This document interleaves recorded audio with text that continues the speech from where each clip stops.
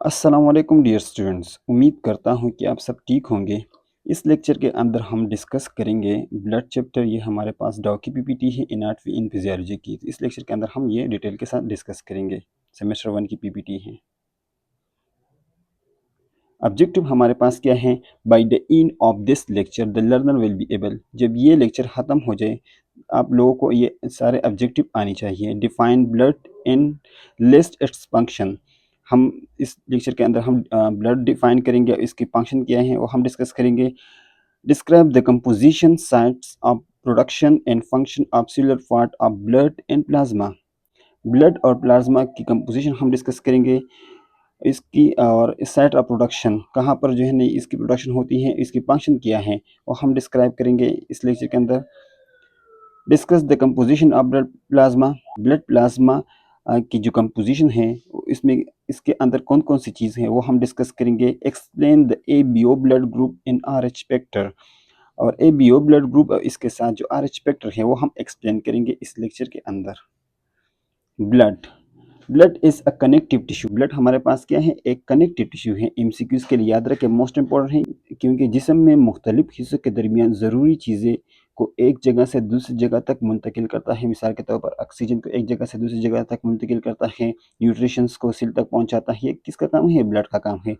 Composed of a liquid extracellular matrix called blood plasma that dissolve and suspend various cells and cell fragments। Blood plasma किन चीज़ों से बनता है? Liquid extracellular matrix से बनता है, इसको हम ब्लड प्लाज्मा बोलते हैं। इसके अंदर हमारे पास क्या मौजूद हुआ? ब्लड प्लाज्मा में मुख्तलिफ किस्म various cells and cell fragments. मिसाल के तौर पर protein, waters, nutritions, gases, waste product, ठीक है, ये हमारे पास ब्लड प्लाज्मा के अंदर मौजूद है। Blood transport oxygen from the lungs and nutrition from the gastrointestinal tract। Blood जो है ना वो ट्रांसपोर्ट करवाता है ऑक्सीजन को।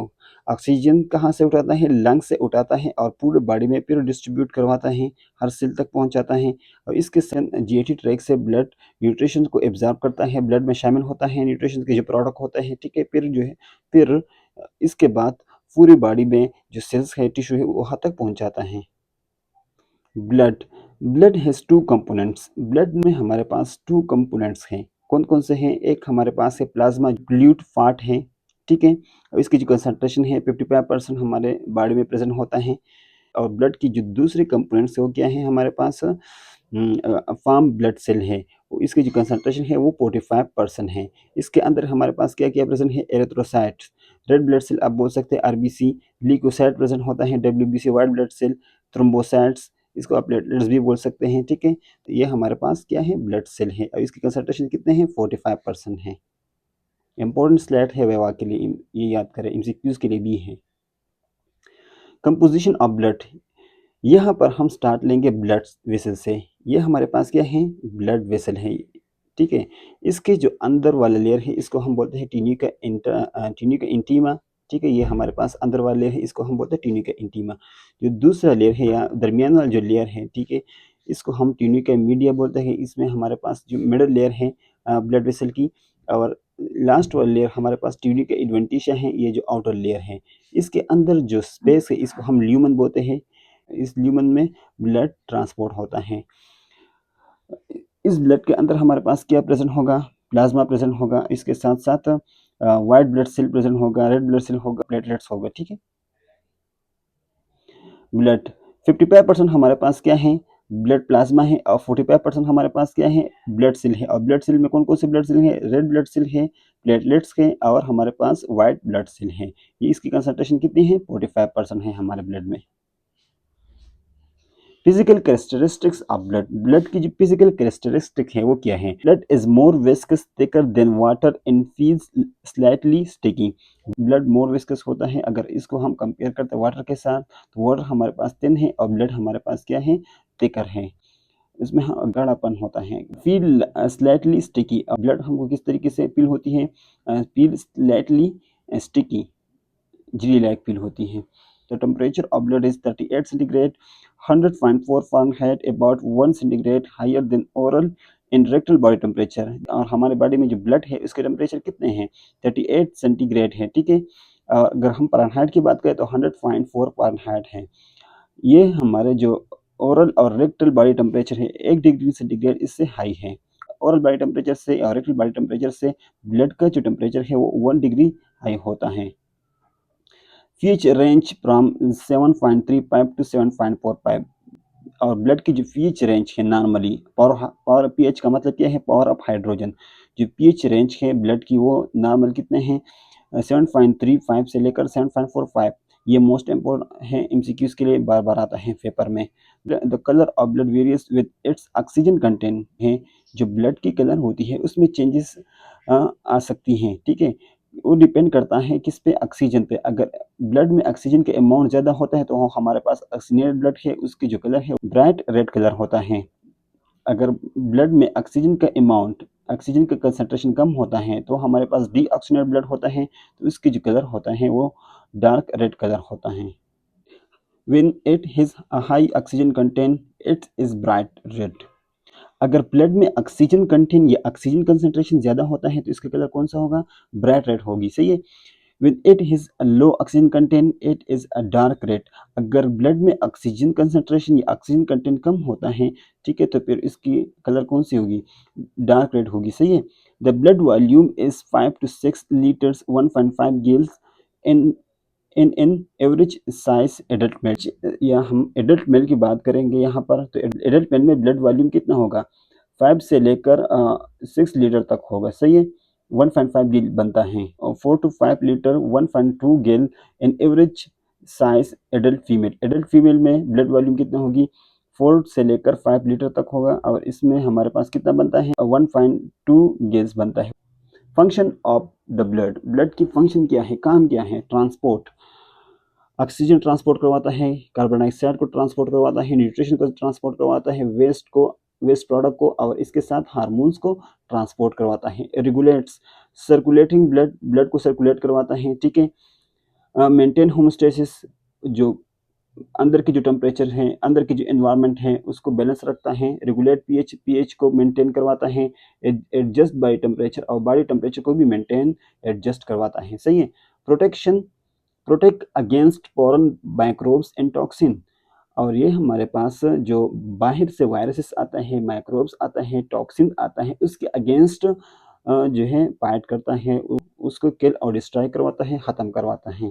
ये हमारे पास क्या है, प्रोटेक्शन है। ये इंपॉर्टेंट स्लाइड है, एमसीक्यूज के लिए भी याद रखें और वाइवा के लिए भी। Plasma, the fluid matrix of the blood is called blood plasma. जो ब्लड का जो फ्लूइड पार्ट है वो हमारे पास क्या है, ब्लड प्लाज्मा है।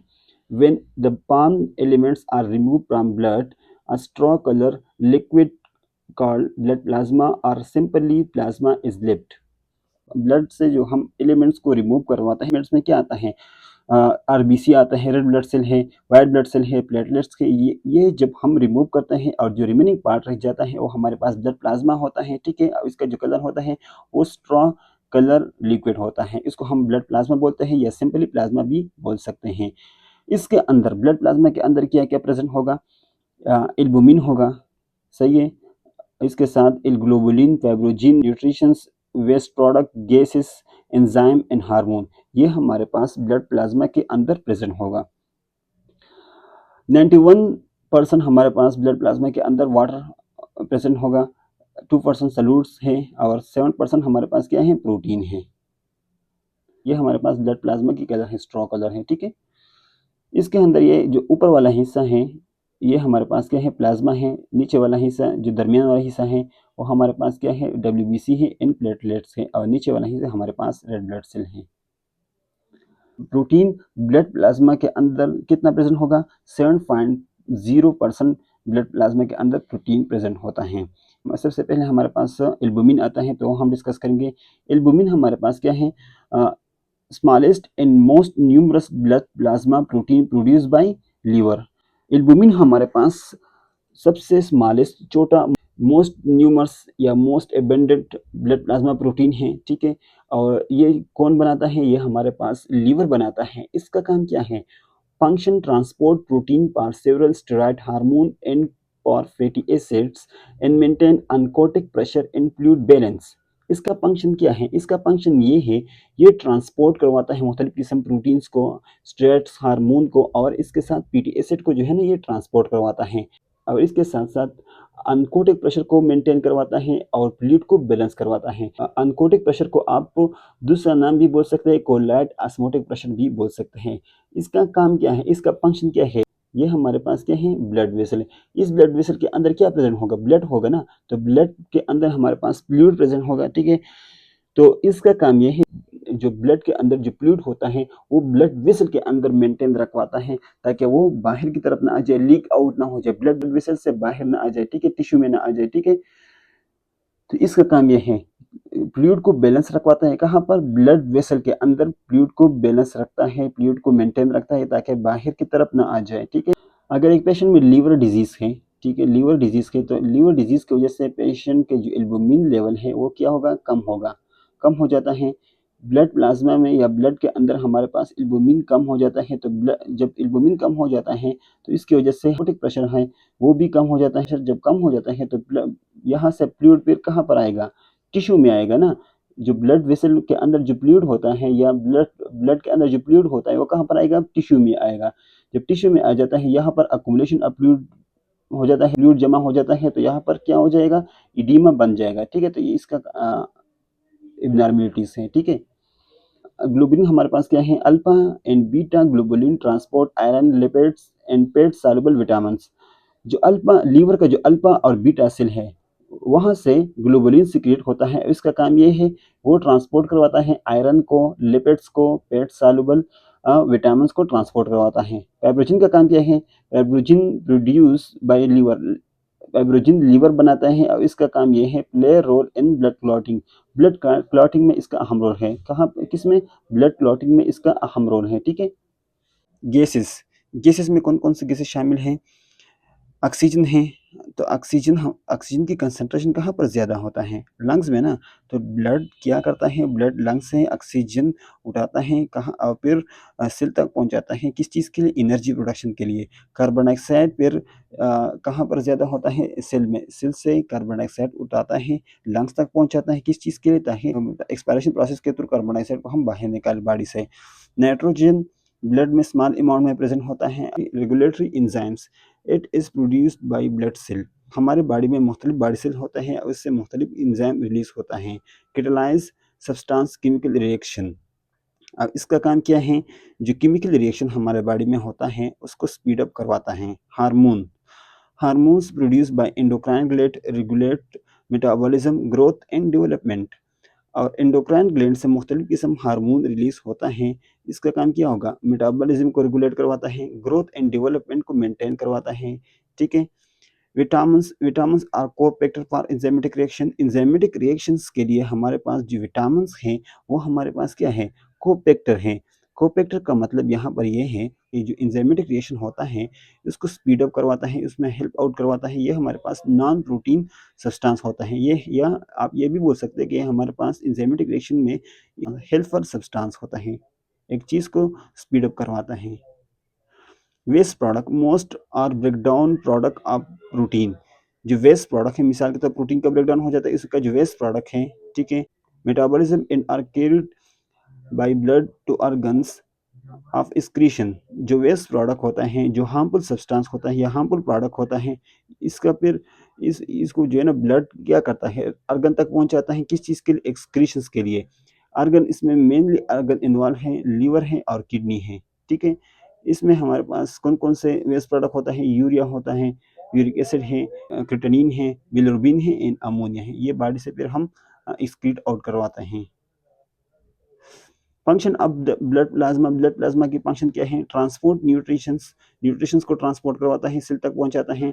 वेस्ट प्रोडक्ट जो है सेल से उठाता है, फिर जो है ना ऑर्गन तक पहुंचाता है एक्सक्रीशंस के लिए, और ब्लड वॉल्यूम को जो है ना बैलेंस करवाता है। जो ऑस्मोटिक प्रेशर है, वो क्या करवाता है? वो क्या करवाता है? ब्लड वॉल्यूम को बैलेंस करवाता है inside the blood vessel. ABO blood group, ABO blood group is based on two glycolipids antigens called A and B। ABO blood group system है, किस बेस पे है? ये जो हमारे पास रेड ब्लड सेल की जो सरफेस में 2 टाइप्स ऑफ एंटीजन्स प्रेजेंट होता है या 2 types of glycolipids antigens present होता है। एक को हम बोलते हैं एंटीजन्स ए और एंटीजन बी है, ठीक है। People whose RBCs display only antigen A have type A blood. People के रेड ब्लड सेल के सरफेस में एंटीजन ए प्रेजेंट होता है तो उसका ब्लड ग्रुप क्या होगा? टाइप ए ब्लड ग्रुप होगा, सही है। अगर किसी के रेड ब्लड सेल के सरफेस में एंटीजन बी प्रेजेंट होता है, ठीक है, तो उसका ग्रुप क्या होगा? टाइप बी होगा, सही है। Those who have both A and B antigen type A B.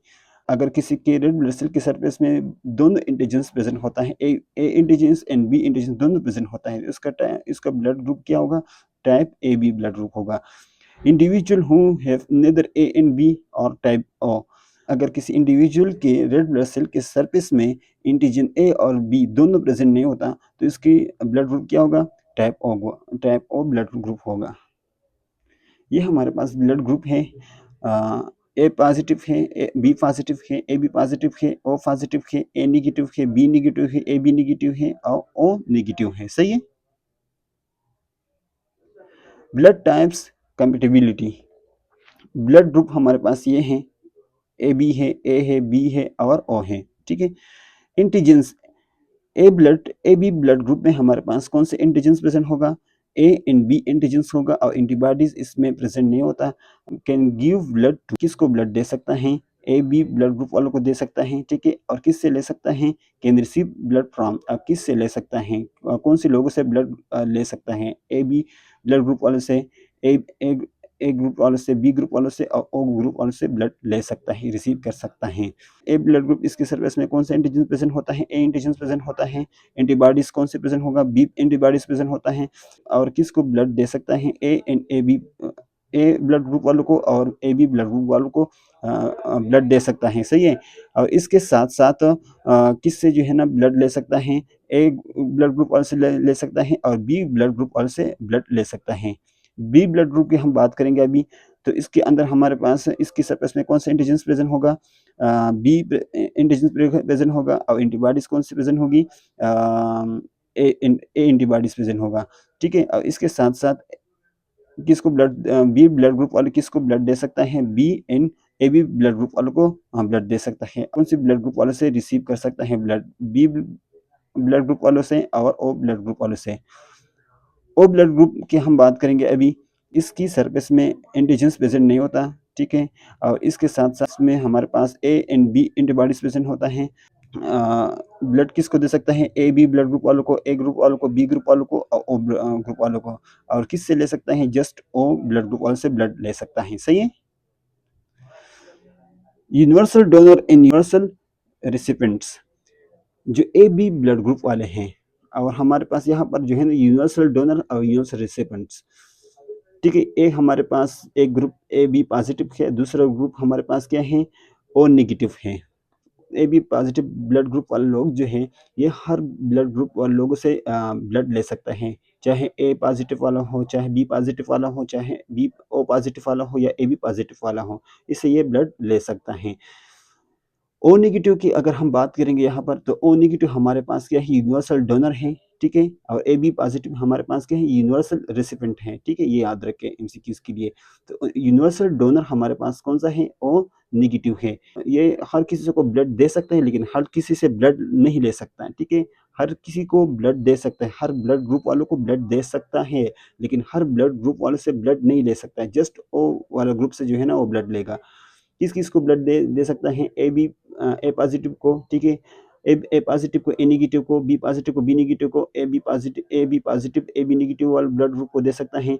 O positive, O negative को ब्लड दे सकता है। और इसके साथ इसके अंदर हमारे पास आरएच ब्लड ग्रुप है। जो आरएच ब्लड ग्रुप है ये कौन कंट्रोल करवाता है? ये जीन इनहेरिटेंस है।